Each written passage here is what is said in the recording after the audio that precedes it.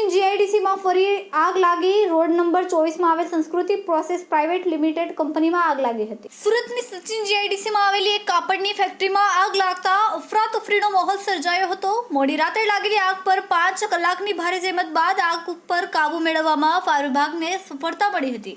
જોકે 2 માળ સુધી આગ ફેલાતા લાખોનું નુકસાન થયું હતું. સચિન જીઆઈડીસી વિસ્તારમાં રોડ નંબર 24 પર સંસ્કૃતિ પ્રોસેસ પ્રાઇવેટ લિમિટેડ નામની કાપડ બનાવવાની ફેક્ટરી આવેલી છે. આ ફેક્ટરીમાં આગ લાગી હોવાનો મોડી રાત્રે 2:17 કલાકે ફાયર વિભાગને કોલ મળ્યો હતો. બનાવની જાણ થતાં જ ફાયર વિભાગની ટીમ તાત્કાલિક ઘટના સ્થળે પહોંચી ગઈ હતી.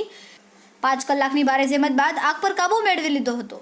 આગના પગલે ગ્રે કાપડનો જથ્થો અને મશીનરીઓ બળીને ખાખ થઈ ગયા હતા. આગ લાગવાનું કારણ હજુ તો સામે આવ્યું નથી. જોકે લાખોનો માલ સામાન અને મશીનરીઓ બળીને ખાખ થઈ જતા મોટું નુકસાન થયું છે. જ્યારે આ ઘટનામાં કોઈ જાનહાનિ થઈ નથી. કેમેરામેન સેનિલ વિરાણી સાથે વિશાલ છેઠા, માનવ Prabha news, Surat.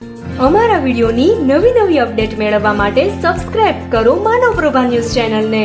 Bell icon click કરો લેટેસ્ટ વિડીયો સૌથી પહેલા મેળવવા માટે.